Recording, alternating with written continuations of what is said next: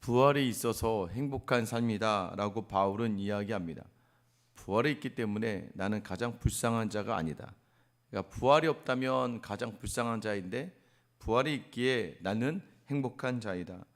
여러분 안에 부활이 있기에 행복한 자임을 놓치지 않게 되기를 예수님의 이름으로 축원합니다. 부활이 있어요. 부활이 있기 때문에 오늘 여러분 우리의 삶이 여기서 끝이면 우리가 낙심하고 실망한 이유가 너무나 많아요. 근데 우리의 삶은 하늘나라에 있는 거란 말이에요. 그러면 하나님께서 우리의 죽음까지도 생명으로 만들어 주시고 가장 좋은 것 주신 하나님께서 여러분 그 하나님을 신뢰하니까 이 땅에서의 삶이 세상 사람들이 보기에는 너는 가지지 않았고 너는 누리지 못하고 있고 너는 완벽하지 못하잖아 라고 이야기할 때 여러분 아니라고 이야기할 수 있는 거예요. 왜 그렇습니까? 내 안에 예수가 있기 때문에 오늘 하루의 모든 자리가 새로워지는 거예요. 힘든 일들도 고된 일들도 여러분 지치는 일들도 마음이 아픈 일들도 세상 눈으로 바라보면 답이 나오지 않고 다 내가 잘못한 것 같고 다 내 문제인 것 같아요.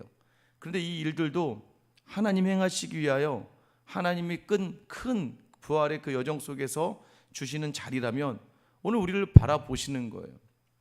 하나님이 우리를 보시면서 부활을 가지고 있는 사람처럼 살아가는지 살아가지 않는지를 바라보게 하시는 거예요. 그러면 이제 우리의 자랑이 뭐가 되는 거예요? 우리의 자랑은 이 땅의 것이 아니라 늘 하나님과 동행하는 삶이 자랑이 되고 하나님 앞에 순종하는 삶이 자랑이 되며 내게 행하신 하나님의 놀라운 일들을 전하는 것이 자랑이 돼야 되는데 그러지 않죠. 여러분들은 누구를 만나면 꼭 그 사람에게 지고 싶어 하지 않죠. 내가 가지고 있는 것 어떻게라도 특별한 것 하나 있으면 자랑하고 싶죠. 내 안에 다른 사람들보다 내가 잘 살고 있다는 걸 이야기하고 싶으니까 오히려 드러내지는 못하더라도 돌려서라도 내가 어떤 사람인지 자랑하려고 그러죠. 자랑하다 할 게 없으니까 내가 아는 사람이라도 자랑해야겠죠. 그게 우리 인간의 본성입니다. 하늘을 자랑하고 하나님을 자랑해야 되는데 내 입에서 나오는 것들마다 은근히 세상의 것들을 자랑하려고 하고 있습니다. 여러분 우리의 자랑은 오직 우리 주 예수 그리스도와 그의 부활과 우리를 사랑하시는 하나님의 사랑만 되기를 예수님의 이름으로 축원합니다. 나의 자랑 예수 그리스도. 오늘 내가 살아가는 이유가 예수님 때문이다. 왜 그렇습니까? 부활이 있기에. 여러분 이제 제가 많은 이제 사람들 있잖아요. 그러니까 이제 여기저기서 만나다 보니까 이제 제 연락처에도 전화기 안 해도 막 2,000명 되는 사람들이 있습니다. 2,000명 되는 사람들 제가 어떻게 다 만나겠습니까? 가끔가다 이렇게 딱 뭐가 뜰 때 이 사람은 다시 만날 사람이 아니다라고 생각되시는 분들 있잖아요. 다시 볼 일이 없는 분들, 그분 싫어서가 아니라 나빠서가 아니라 이분하고는 다시 연락할 일이 없는 분들. 예를 들면 여태껏 사역했던 교회 중에 정말 저와 관계가 있는 분들도 있지만 무슨 일을 하다 보니까 연락처를 받아 놓았던 분들 또는 뭘 살려고 하다 보니까 연락처 받았던 분들은 사실 다시 만날 일이 전혀 없는 분들 있잖아요. 그런 분들은 연락처도 많고 하니까 자꾸 그분들 업데이트가 뜨는 게 누군지도 잘 모르고 잘 알지도 못하니까 이름은 알겠지만 누군지 모르니까 어떻게 해요? 지우죠. 왜냐하면 그분하고는 연락할 일이 없거든요. 그런데 꼭 어떻게 하다 보면 만날 수 있는 사람들 또 만나고 싶은 사람들은 어떻게 해요? 계속 저장하고 또 기억하고 있죠. 여러분 우리가 예수 그리스도를 다시 만나게 되는 거예요. 부활의 자리에서.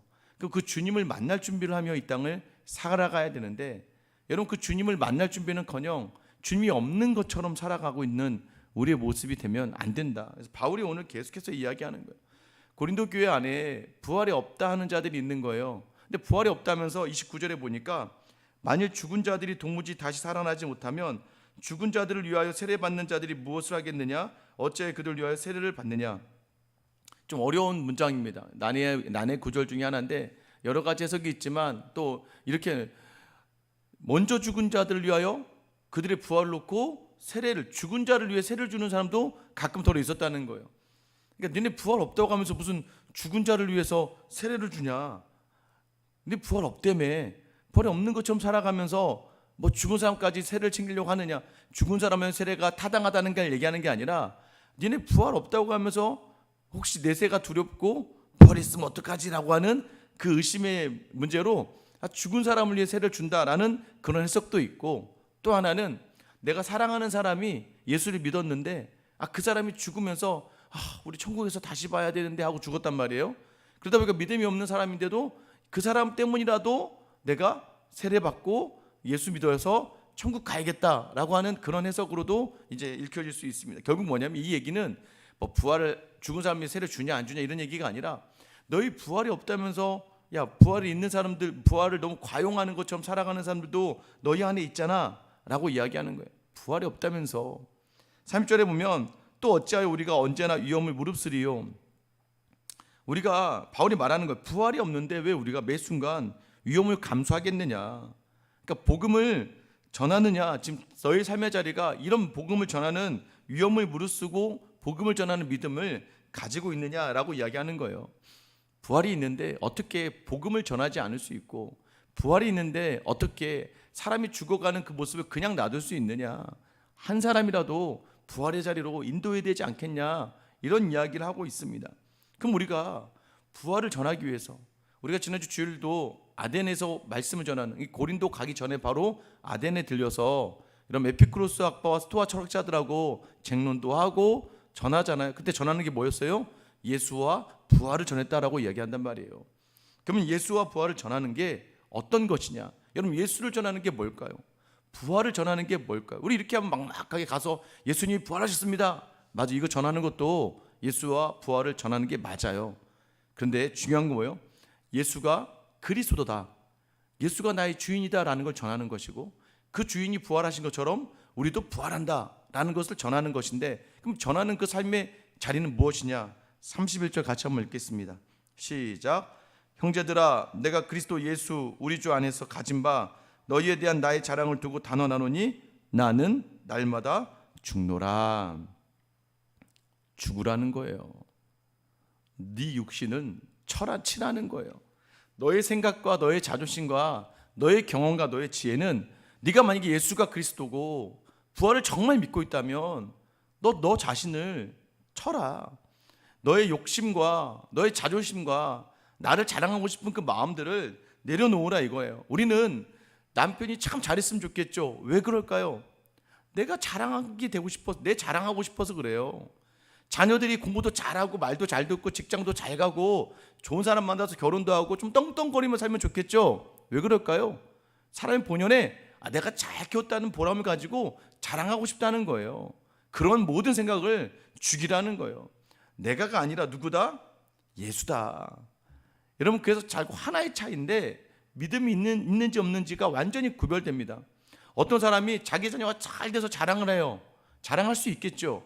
그런데 어떤 사람들이 그걸 받아들이는 사람들이 할렐루야, 하나님이 하셨군요 라고 이야기할 수 있으면 좋겠는데, 할렐루야, 하나님은 뒷전이고 자기가 참아서, 자기가 노력해서, 자기가 잘해서 라는 것처럼 느껴질 때, 여러분, 그럼 어떻게 해요? 여러분, 나눔하다가도 재수가 없죠. 그냥 재수 없어. 어떻게 자기 자랑하는 거야? 은혜의 자리인데도 불구하고 하나님이 가리워지고 자기가 드러나기 시작할 때에, 여러분 뭐예요? 우리가 놓치지 말을 게 뭐예요? 주님과 더불어서 늘 교제하고 늘 새로워지는 사람은 늘 죽는 거예요. 여러분, 누가 용서하고 누가 배려하고 누가 넉넉합니까? 은혜가 많은 사람. 여러분, 교회요, 목사하고 장로고 권사하고 집사고 그런 거 아무 소용없습니다. 목사이긴 목사인데 은혜가 하나도 없는 목사여 보세요. 매일 뾰족뾰족해서 매일 문제가 있는 거죠. 권사, 장로, 집사 뭐 할 거예요?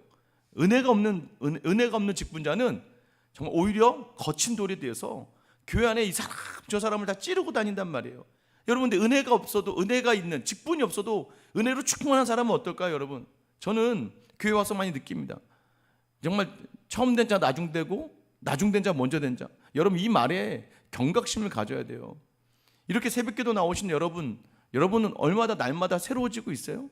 이 새벽기도가 타성과 습관에 젖어서 매일 그 입에서 아멘 할렐루야 나오고 있는데, 누굴 만나면 버럭 화를 내고 막 버럭 감정이 상하고 막 자녀들의 말 한마디에 막 속상해가지고 막 삐치고 막 말도 안 하고 막 부모의 서운함 때문에 막 감정의 벽을 놓고 막 내가 원하는 대로 하지 않는 남편과 자녀 보면서 막 실망하고 낙심하고 분노하고 있다면, 여러분 그 자리가 예수님과 무슨 상관이 있는 자리냐 이거예요. 나는 날마다 죽노라. 여러분 안에 여러분 생각을 내려놓고 예수를 드러낼 수 있는 삶의 자리가 있는가? 누가 있어요? 그게 은혜가 있는 사람이 그래요. 오자마자 예배했는데 예배의 감격과 감동. 여러분 최근에 예배 드리면서 막 눈물이 뚝뚝 떨어지고 막 하나님 앞에 내가 죄인이라고 느껴지는 그 예배는 언제 있었습니까? 기도하다가 찬송하다가 벅차오르는 감정 속에서 하나님이 정말 주님이 나의 모든 것이다라고 인정하며 정말 죄인된 나의 모습을 내려놓는 그 자리는 언제 있었습니까? 여러분 이 자리가 종교의 자리가 되면 안 돼요.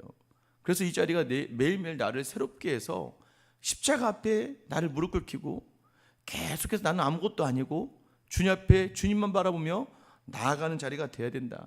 바울이 이야기하는 거예요. 나는 날마다 죽노라.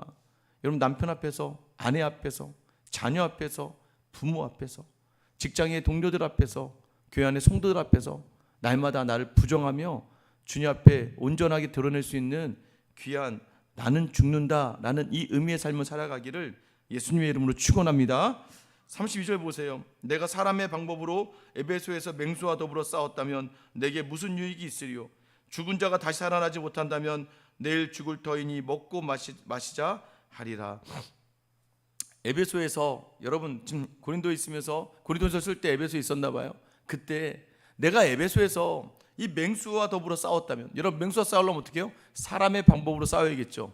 세상의 힘으로 싸웠다면, 내가 내 육체의 것들을 자랑하고 내 힘으로 저들과 싸웠더라면 무슨 유익이 있었겠냐 이거예요. 에베소에요 이제 그 아르테미 신전이 있었어요.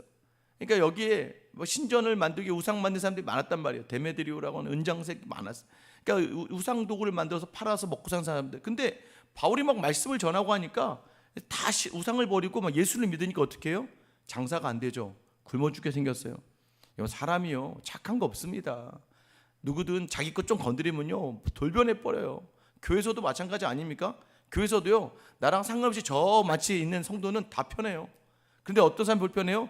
내 근처 접견 지역에 있는 사람들이 불편해져. 왜? 내 영역을 침범하는 것 같아. 내가 하는 것들에 대해서 막 침해하는 것 같아. 그럼 그때부터 불편해지거든요.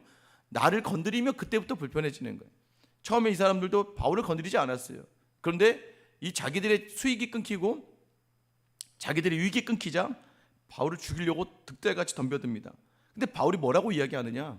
내가 거기서 그들과 같은 방법으로 싸웠더라면 지금 무슨 유익이 있었겠느냐? 어떤 유익입니까?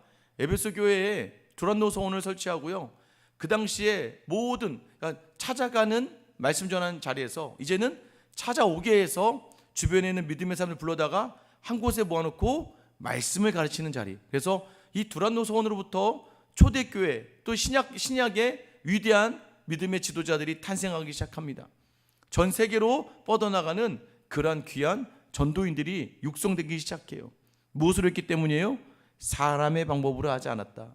사람의 방법으로 하지 않고 십자가의 길을 가고 끝까지 자신을 헌신하며 내려놓았다는 거예요. 내가 만약 부활이 없다면 어떻게 한다고 사람들이 내일 죽는데 뭐 노세 젊어서 노세 뭐요? 내일 죽을 터니 먹고 마시자 하리라 하는 사람들이 넘쳐났다는 거예요.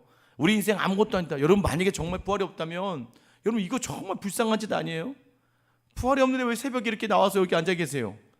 이 시간 더 자고 이 땅의 육신의 배움과 이 육신의 유익을 위해서 더 잘 놀기 위해서 여러분 더 맛있는 거 먹기 위해서 돈을 많이 벌어야 되고 사람들도 어떻게 더 잘 사귀고 내 권력과 명예를 위해 살아가야 되는 거 아닙니까? 그런데 우리는 부활이 있기에 그런 모든 것들이 아무것도 아닌 것으로 여기며 살아가는 거예요. 33절에 보면 날마다 죽는 자에게 주어지는 사항이 뭐예요? 주의사항이 뭐예요? 33절에 보면 속지 말래요. 속지 말라. 왜요? 악한 동무들, 부활이 없다고 하는 사람들은 선한 행실을 더럽힌다는 거예요. 부활이 없으니까 오늘 하루에 집중해. 이 지금 살아가는 이 세상에 집중을 하는 거예요.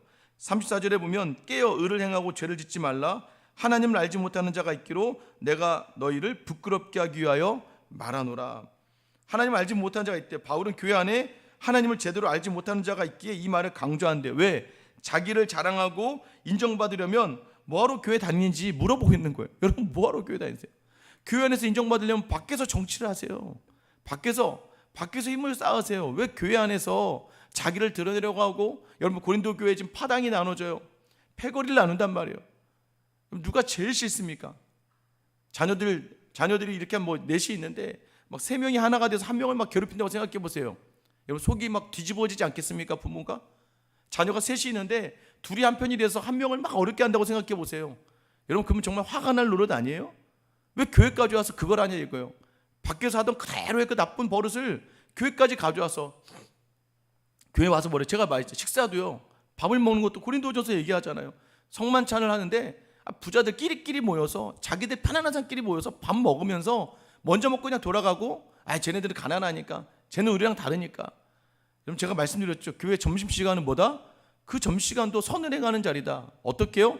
편안한 사람들하고만 먹는 게 아니라 혼자 앉아있는 사람들 그리고 뭔가 연약한 사람들 또 이 사람 오늘 같이 좀 밥을 같이 먹으면서 교제하면서 좀 그 사람 이야기도 좀 들어보고 교회 안에 믿음의 교제를 해야 되는 그 자리가 성찬의 자리지 오늘 내가 밥 편안한 사람들하고 맛있게 먹고 집에 가야지 그거는 초신자들이나 교회를 통해 위로를 받을 사람들이 해야 될 거란 말이에요. 그럼 저는 지난주에 이 설교하고 나서 이 제자사역반에 몇 분이 결단하시더라고요. 그 말씀 가지고 막 혼자 계신 분들 찾아가서 같이 앉아서 식사하고 참 감사했어요. 여러분 교회 성찬은 그 자리란 말이에요. 원래 목적이 수고했으니까 밥 먹고 집에 가라. 오후에 할 거 있으니까 밥 줄게 집에 교회에서 밥 먹어라. 이 얘기가 아니란 말이에요. 이 점심시간을 활용해서 내가 참 처음에 인사하고 싶은 사람 그러니까 여러분 보세요. 교회 안에 예배만 드리고 간 사람 옆에 딱 앉아요. 앉아서 그 사람들에게 제가 맨날 설교하기 전에 하잖아요. 광고하기 전에 하잖아요. 좌우전으로 인사하겠습니다. 안녕하세요. 안녕하세요. 밝게 인사하고 그 다음 주에도 밝게 인사하고 그렇게 한 10번 20번 인사해 보세요. 그럼 둘이 친해져요. 그때 식사 한번 하고 가시죠. 이 사람 맨날 집에 가는데 저 좀 이따가 식사하라도 한번 해실래요? 몇 번 이렇게 하면 이게 친해지고 나면 그분도 거절 못하면 밥 먹다 보면 어떻게 해요? 먹다 보면 이런저런 얘기 나오다 보면 그분이 어떤 분이고 이분이 이렇게 섬겨야 되는구나 라고 이야기할 수 있으면서 교제가 이루어지는 거란 말이죠. 무엇입니까? 무엇을 하든지 간에 여러분 주님이 원하시는 자리에 서라는 거예요.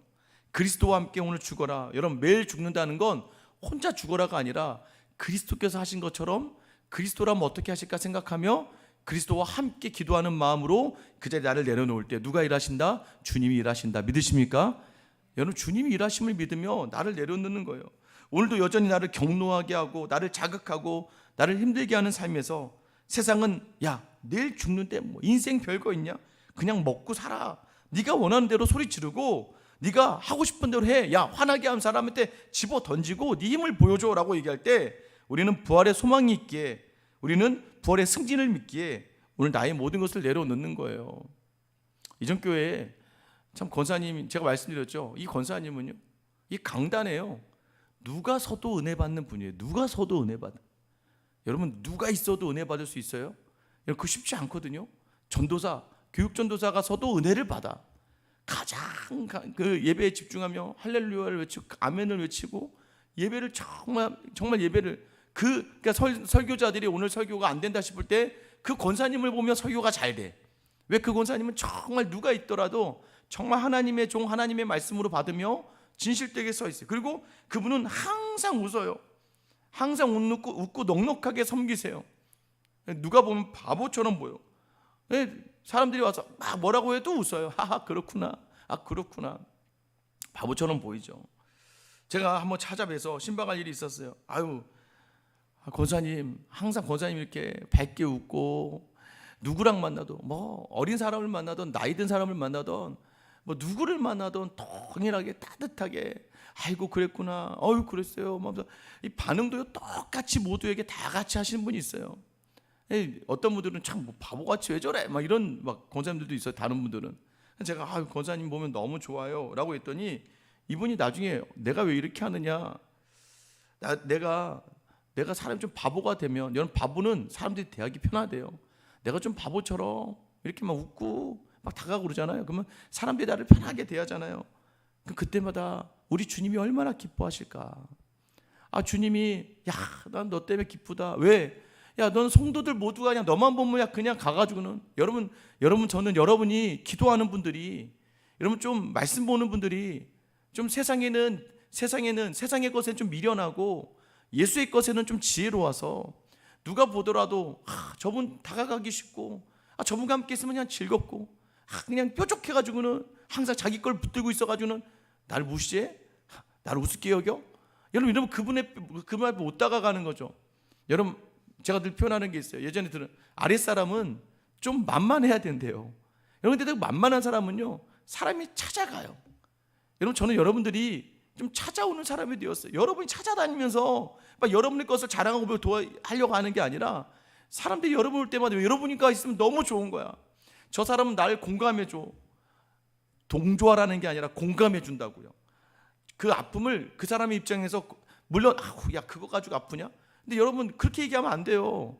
사람마다 다 다른데 나를 죽여야지 내 생각은 딱 이만큼 있어요. 이게 맞아. 야 그렇게 사는 거 아니야 라고 얘기하고 싶어도 이 사람이 힘들다고 하니까 여러분 아프다는 사람이 아프다고 하는데 내가 뭔데 저 사람 아프다고 하는 걸 그건 아픈 것도 아니야 라고 이야기합니까? 아프구나 네가. 그렇구나. 그러면서 기도하는 거 하나님이 연약함을 세워주시고 이 사람은 강건하게 세워주시고 그러면서 기다려야죠. 왜? 예수님이 그렇게 하셨잖아요. 3년을 데리고 다녔는데도 끝까지 예수의 죽음 앞에서까지도 세상의 것을 붙들었던 베드로를 여러분 주는 그리스도시요 살아계신 하나님의 아들입니다라고 고백해서 야 바요나 시몬아 이거 알게 하신 분 하나님이다. 내가 네 그 고백 위에 교회를 세울 거야. 그런데 갑자기 좀 있다가 나 이제 십자가 지러 간다 했더니 3년 동안 데렸던 바울이 그럴 수 없습니다. 못 갑니다 라고 얘기하니까 예수님이 뭐래? 사단아 물러가라. 여러분 저는 여러분들이 날마다 예수를 따라 죽는 삶을 통하여 예수님의 자랑이 되기를 소망합니다. 오늘도 여러분의 하루하루의 일거수일투족을 주님이 바라보고 계세요. 여러분을 드러내는 게 아니라 주님을 드러내는 삶의 자리. 나를 좀 내려놓고 주님이 기뻐하신다면 얼마나 좋겠습니까? 여러분 오늘 나는 죽었어요. 그러니까 좀 상하기도 해 마음이. 좀 서운하기도 하고 아쉽기도 해.